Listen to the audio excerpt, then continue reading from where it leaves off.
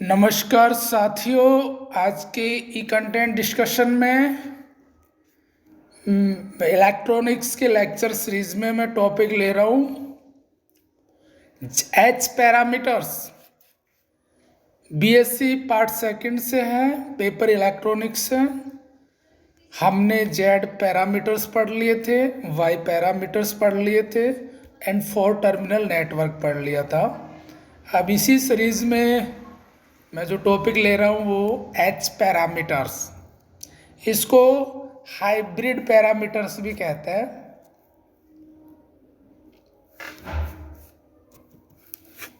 Sorry for interruption.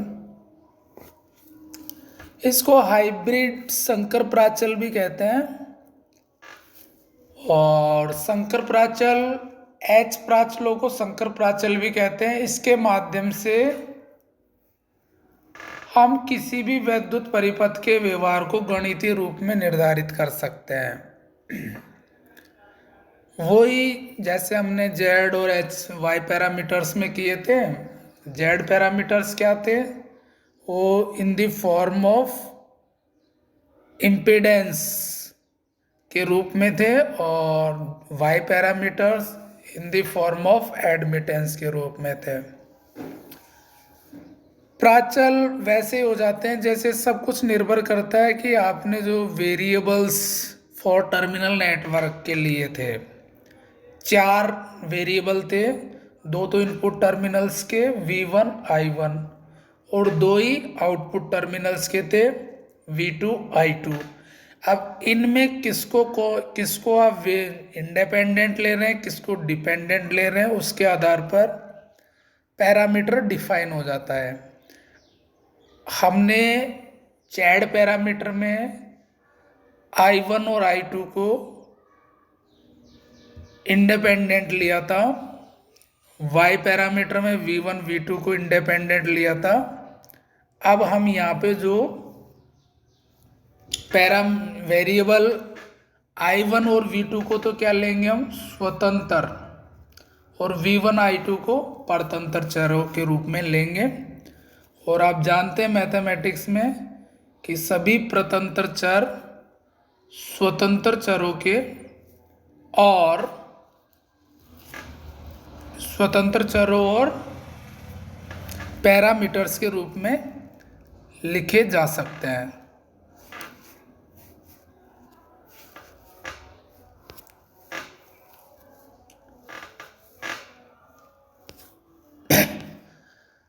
चित्र में देखिए आप, ये हमने 4 टर्मिनल नेटवर्क बना रखा है।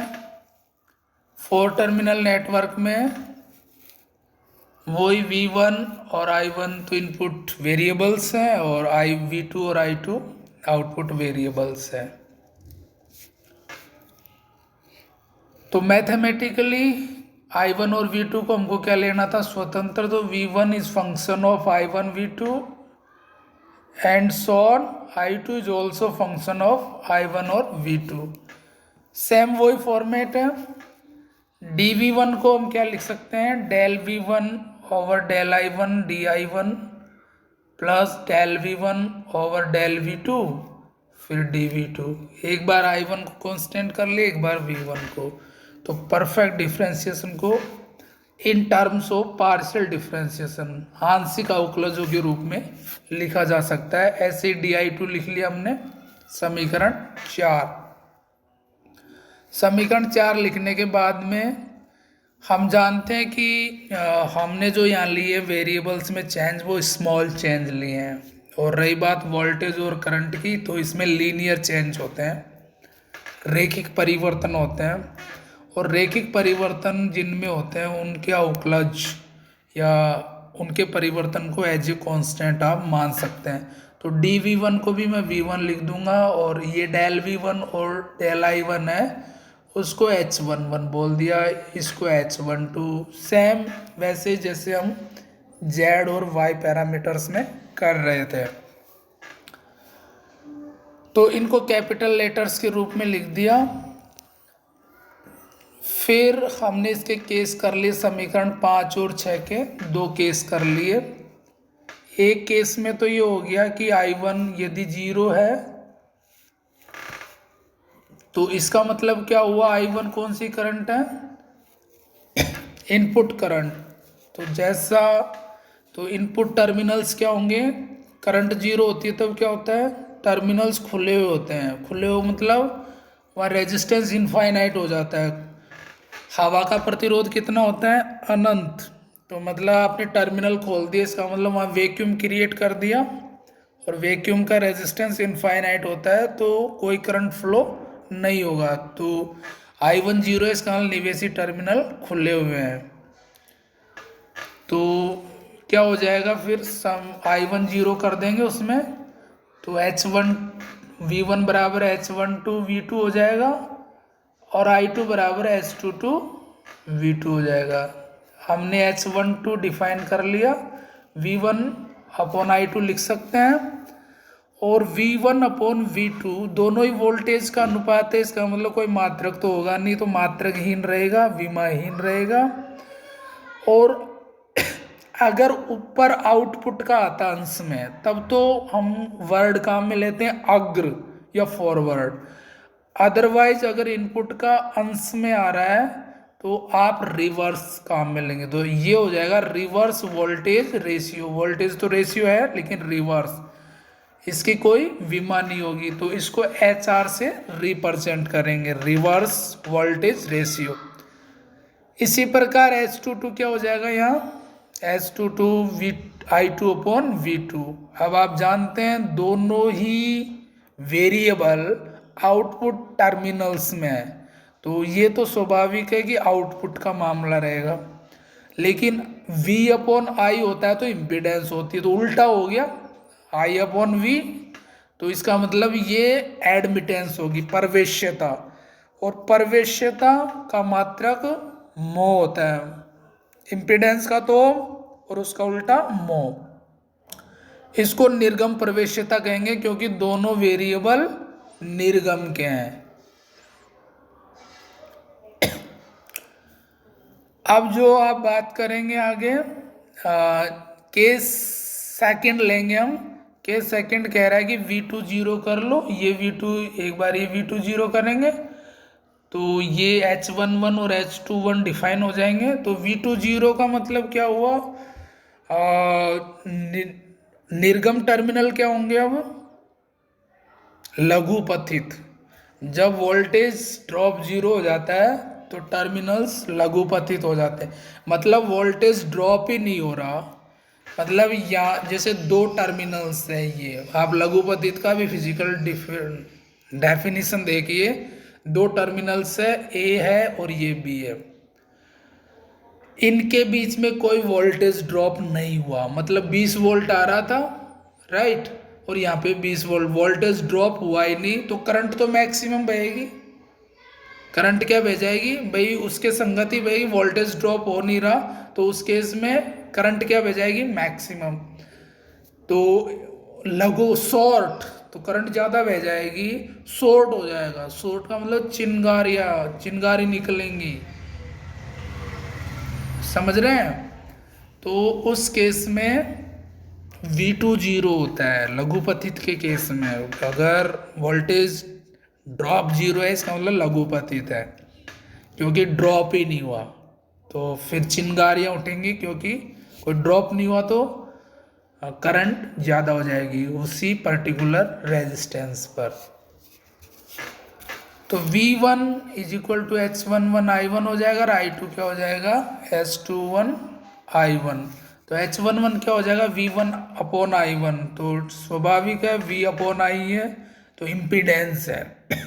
इम्पिडेंस रेजिस्टेंस की जनरल फॉर्म है। अगर केवल DC होता है, डायरेक्ट करंट का सर्किट होता है, तो हम वहाँ पे रेजिस्टेंस बोल देते हैं, लेकिन इन जनरल, और DC भी हो सकता है, AC भी हो सकता है, तो फिर जनरल वर्ड काम में लेते हैं, उसको हम बोलते हैं इम्पिडेंस।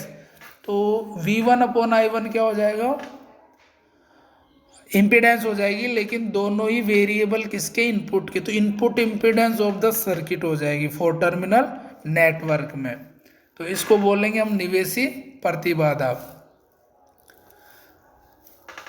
अब जो है फिर क्या हो जाएगा, I2 इज इक्वल टू क्या होगा, S21 is equal to I2/I1, ये क्या हो गया, करंट का रेशियो है। लेकिन दूसरी बात ये भी है कि अंश में आउटपुट की वेरिएबल आ रहा है, तो फॉरवर्ड काम में आएगा। अंश में अगर आउटपुट हो तो फॉरवर्ड, तो विमाहीन होगा। क्यों? क्योंकि दोनों करंट हैं, तो करंट करंट कट जाएगी तो विमा तो कुछ आएगी नहीं। तो इसको क्या कहेंगे, फॉरवर्ड करंट गेन, धारा लाभ।